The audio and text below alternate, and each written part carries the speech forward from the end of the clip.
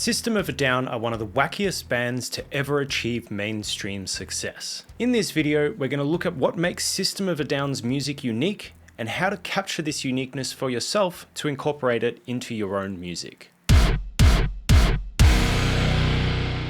The first thing I want to do is zoom out and look at the big picture things. As we go, we'll dive into more specific ideas, but these specific ideas are nearly meaningless without an overall context to guide us. It's no secret that System of a Down are here to be a voice against modern insanity, whether that's governments, corporations, people trying to control or kill other people, people acting irrationally, or even people taking life too seriously. The way that I see this insanity represented in their music is with chaos. Looking at BYOB as an example, the song is full of unpredictable energetic movements, loose and lopsided rhythms, and unconventional tones. The vocal performances range from soft and gentle to totally losing control. Whilst all these ideas can easily be found in metal, it's not that common that they're all piled into one song. But the combination of all of them in every song all of the time is what makes it chaotic.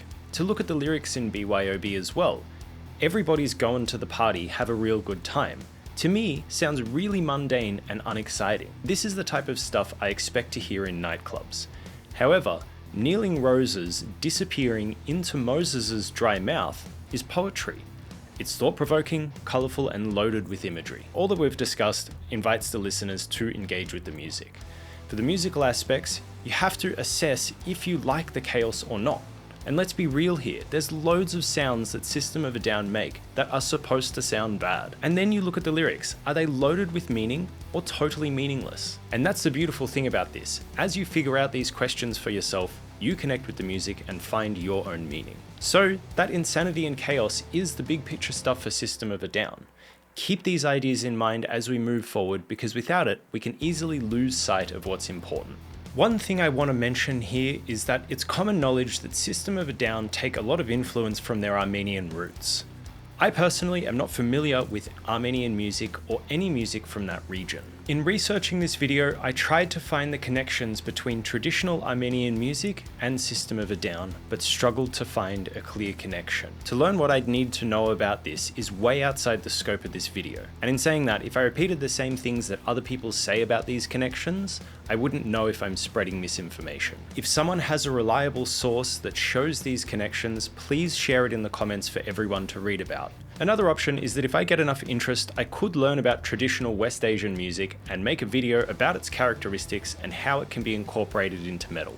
So please let me know in the comments if you'd like to see that. So with all of that established, let's look at some of the technical aspects of what System of a Down do and how that is key to their sound. Before we look at the specific melodic and musical ideas that System of a Down use, I want to discuss their song structures. I believe the key to System of a Down's success is that no matter how chaotic a song might be, most of their songs follow a typical radio-friendly structure. This means that their songs can usually be broken into 3 or 4 parts, being the verse, chorus, and a bridge, with maybe a pre-chorus, a verse or bridge variation, or an instrumental section in there.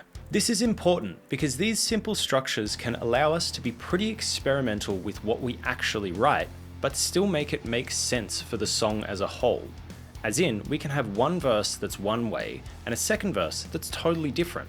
But so long as it follows the energetic patterns that we can predict in a simple song structure, it should be relatively easy to listen to. Another way to think about it is a predictable structure can help justify some really crazy compositional choices. Moving on to melodies, typically there are 3 styles of melodies that appear in System of a Down's music. Obviously, I'm going to be primarily focused on the vocal melodies, but there's nothing stopping you if you want to apply these ideas to an instrument. So the first style of melody I'm going to call the noise melody. This includes any rap or scream or shout or spoken word or any other type of melody that is typically fast and doesn't contain much melodic information. In most rap, screaming or shouting, it doesn't really matter what note is chosen. The performance is more about the emotional expression than it is about the melody. Any melodic content that may be hiding in there is usually really simple. Obvious examples are the verse of Chop Suey and BYOB and the whole song Sugar. The second melodic style is the stepped melody. This melody is basically one that goes up and down the scale as needed. The chorus of Chop Suey, as well as the bridge of Needles and Deer Dance, as well as the whole song Question do this. The third style is the arpeggiated melody. This means that instead of just going up or down the scale, it outlines or follows chords. This is most obvious in the chorus for Toxicity and BYOB. Moving on to the instrumental aspects, there are three main ideas that underpin System of a Down's music. The first one is the metal riff. This is like the chorus of BYOB or Toxicity, where it is a metal riff, but it has some sense of musicality to it. The next is a basic chord progression. This is like the chorus in Chop Suey or Question, where it just moves between a couple of simple and predictable chords that we hear in nearly any genre. The final one is the chaos riff. This can usually be built by taking a normal chord progression or simple riff idea and giving it some chaos. Something like the verse in BYOB or Chop Suey comes to mind here. They're usually simple ideas that are fast, unpredictable, and sound intense. Now, the chaos riff is probably the most quintessential musical idea from System of a Down, so it's worth discussing this a bit more. I'm going to need my guitar for this. System of a Down create chaos in a few ways. The most obvious one is Chop Suey, where you take a really simple idea, you add some semitonal variation to that. Now to add another layer of noise, you add chords to that. And then you palm mute all of that.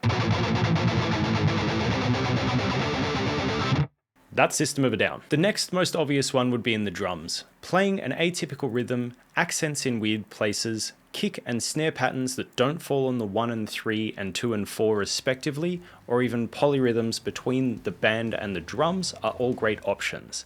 Essentially a groove that doesn't quite feel right, but it doesn't feel wrong. So that's chaos riffs. I hope that makes sense. If you need more information, just learn a few of these riffs and try to find some patterns that underpin it. Let's move on. So these 3 melodic and 3 instrumental ideas appear all over their music. As you can probably guess, there is no one size fits all with System of a Down. However, there are patterns. Generally, the noise melody is paired with the chaos riff or the metal riff. Think the verse of BYOB or Chop Suey. Both riffs are chaotic and the singing is noisy. And in the chorus of Deer Dance or Needles, the vocals are definitely chaotic, but the riff just sounds like a riff. The arpeggiated melody is usually paired with either the typical chord progression or the riff. Look at the chorus of BYOB and Toxicity. Both these chorus melodies are built by singing notes from the chords that the band is playing. And then finally, we've got the stepped melody, which is most often paired with the basic chord progression or riff. As mentioned before, it appears in the chorus of Chop Suey as well as the bridge of Needles and Deer Dance, and the whole song Question. So that's basically everything we need to know. Let's look at how we can take this information and use it to make a song. If I were to write a System of a Down song, I'd want to start with a core idea. Whether you want your core idea to be a lyric, an attitude, or a concept, it doesn't really matter. And as we know from System of a Down, it could literally be anything. But whatever it is you choose, it will be used to guide our decisions. Once you've got your core idea, set a specific but simple structure for the song. I also think it's useful to decide where you might place a noise riff, a regular riff, or a chord progression, and what melodies might go where at this stage as well. For an example, let's choose the word explosion as our core idea. My structure will be intro, verse, chorus, bridge, chorus. I'm going to place the chaos riff with the noise melody in the verse, and the chord progression and arpeggiated melody in the chorus. But for the bridge, I'm going to leave that open for the moment because I want to let my verse and chorus guide my decisions. In saying that, because my core idea is explosion, something like the bridge in Sugar might be a really good fit for my song. So I'll leave that as a pending idea, but I'm not committing to it yet. So there's a framework to move from. Now that we've got all that laid out, all you need to do is start writing until the song's complete. Anytime your song doesn't sound like System of a Down, try and see what you could change to give it more chaos. And if the song is already devastatingly chaotic, maybe explore a soft section and see how that fits. And don't be afraid to make really bad or annoying sounds. To me, I feel like lots of System of a Down's genius lies in the fact that they make some repulsive musical decisions, yet still manage to make a great song. The only hiccup you may have is if you write your ideas in isolation. If you write 2 sections for the same song, but they have nothing to do with each other, you'll probably find it really hard to connect them, and as a result, spend way too much time trying to force these disconnected ideas together. However, if you write your ideas with a consideration on how they might move from one section to the next, this should fix it before it's a problem. So take this information and go be creative. That's the key to all of this. If you don't apply what you've learned, then you'll never get the experience you need to write music like System of a Down. Just keep generating ideas until you're happy, and don't overthink it or you'll get stuck. Please let me know in the comments what other bands or topics you'd like me to cover in future videos. And don't forget to fill out the form I've built below for a chance to win a free lesson. But for now, another band that bring quite a lot of uniqueness to their songwriting process is Korn. Check out the video I did about them. Catch you next time.